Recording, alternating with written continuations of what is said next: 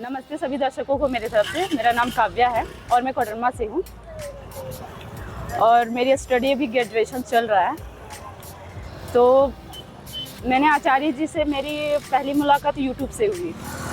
मैंने यूट्यूब से उनको सुनना शुरू किया। फिर मैंने देखा कि आचार्य जी जो बोल रहे हैं ऐसा तो मैंने किन्हीं को बोलता हुआ नहीं देखा। मुझे लगा कि ये सबसे बेस्ट है, मतलब कि अच्छे से बात करते हैं। लड़का लड़की को लेकर के जो भेदभाव समाज में चलता है उनके प्रति उनका मैंने विरोध देखा कि हाँ यही है जो ऐसा बोल रहे। बाकी तो ये बोलते थे लड़की हो तुम घर में रहो, ऐसे रहो, मतलब यही बोला जाता था। मैंने उनका देखा कि हाँ कुछ तो रिस्पॉन्स अलग है। फिर मैंने और जानने की कोशिश की। तो फिर मैंने यूट्यूब के माध्यम से सुना अच्छा से। फिर मेरे को पता चला कि नहीं उनका लाइव सेशन भी चलता है। तो मैंने वो भी लाइव सेशन ज्वाइन किया हुआ है। मैंने 2024 में ही जुलाई मंथ से मैंने सेशन अटेंड किया हुआ है। तो क्या हुआ कि मैं आचार्य जी को जो सुनती थी बात में अपनी ज़िंदगी में अप्लाई करने लगी। तो घर से मेरे विरोध आने लगा। पहले भी आता था, इसकी वजह से उतना नहीं करता था, उतना मतलब माइंडली नहीं लेते थे। बट जब से आचार्य जी को मैंने सुनना स्टार्ट किया तो मैंने देखा कि मैं अपनी ज़िंदगी में धीरे धीरे लाने लग गई। फिर एक समय आया, पहले तो फोर्स चलता ही था शादी को लेकर के। तो घर में बोला गया कि शादी करना है। तो मैंने कहा कि नहीं, मुझे अभी आगे पढ़ना है, कुछ करना है, उसके बाद मैं शादी करूँगी। तो घर में फिर मैं पता चला कि मैं आचार्य जी को सुनती हूँ तो घर में और विरोध आने लगा कि तुम इनको सुन करके सब कर रही हो, मतलब माँ बाप हम कुछ नहीं है, वही सब कुछ है, हम लोग का बात नहीं मानती हो, इस टाइप से मतलब बहुत विरोध आने लगा। तो फिर मैं घर से बाहर निकली। आचार्य जी की बातों ने मुझे हिम्मत दिया कि घर से बाहर निकले। ऐसे तो लगता था कि निकलेंगे, बट एक हिम्मत होता है ना, वो अंदर नहीं था। आचार्य जी को सुनने के बाद मेरे अंदर वो हिम्मत आया। उसके बाद मैंने घर से बाहर निकला। फिर घर से मैंने पैसा लेना बंद ही कर दिया। एक वक्त था 2024 में ही मैंने निकल गई थी घर से और पूरा 1 साल मैंने बाहर ही रहा हज़ारीबाग में।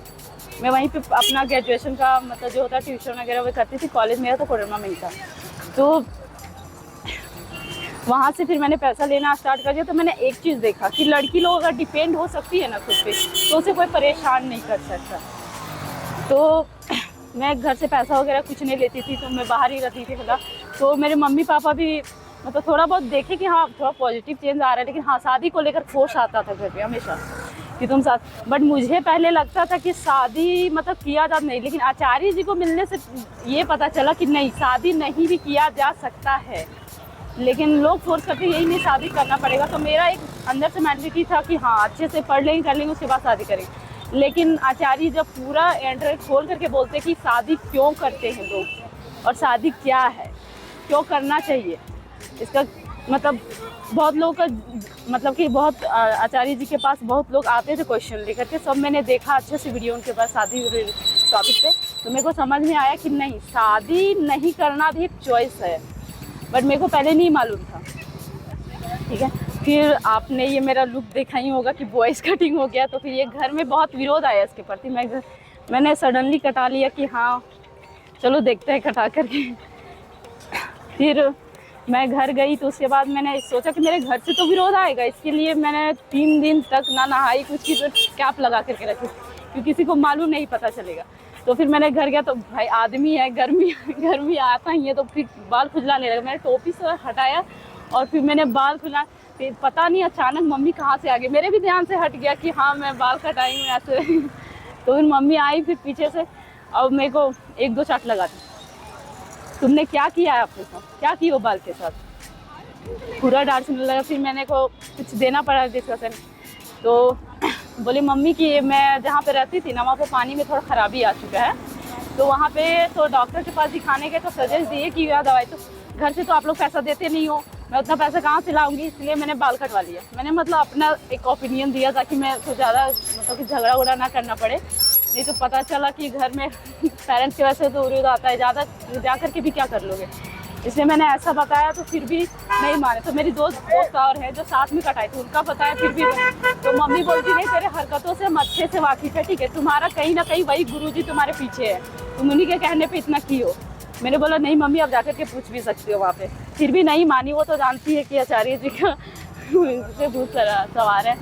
फिर फिर मेरी बहन भी है जो कि थोड़ा बहुत आचार्य जी को सुनती हैं, तो वही मतलब कि साथ में सपोर्ट की, तभी मम्मी मेरे को आने दे रही। तो 3 दिन घर में ही बंद रखी थी, नहीं जाना है, पढ़ना लिखना है ही नहीं, तुम घर में रहो, तो बहुत उड़ रही हो, ऐसे वैसे मतलब पूरा बोलने लगी। फिर भी किसी तरह से मना करके मैं घर से बाहर निकली। और फिर मम्मी बोली कि तुम बाल कटाओ, बोले मम्मी ठीक है बाल बढ़वा लेंगे, अब नहीं कटवाएंगे। तो समाज से ऐसे ऐसे मतलब कि मिलते हैं। आपको जब तक घर से कदम नहीं बढ़ाओगे ना और अपनी ज़िंदगी में लाओगे, तब तक नहीं दिखेगा कि ज़िंदगी में क्या चल रहा है, क्या बात। हम लोग नहीं तो ऐसे नॉर्मल लगता है। मैंने बाल कटाया तब जाना कि हाँ कितना विरोध उठता। पहले तो उठता ही था, लेकिन मुझे ये नहीं पता था मेरे को घर में बंद करके रख दिया जाएगा। मैं घर से निकलने नहीं दे रही थी मम्मी, फिर बहुत मनाने के बाद निकले। तो आप लोगों को भी लग रहा होगा कि आपके जीवन में कोई समस्या नहीं तो होगा, फिर भी आप अपने आप को सोचिए।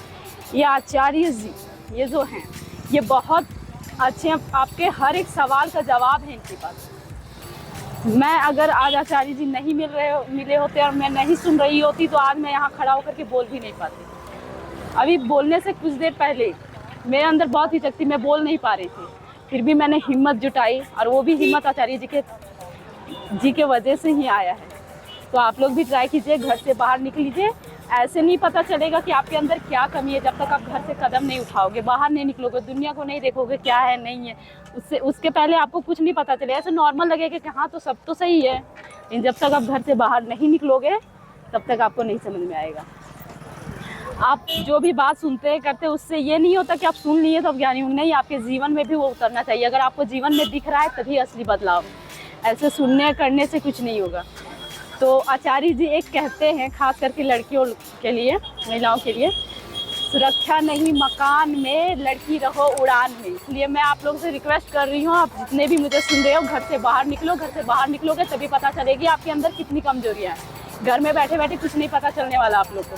शुक्रिया, सुनने के लिए धन्यवाद। और अगर ऐसी ही वीडियो देखना चाहते हो तो राइट वाली वीडियो पर क्लिक करो, मैं तुमसे वहीं मिलूँगा।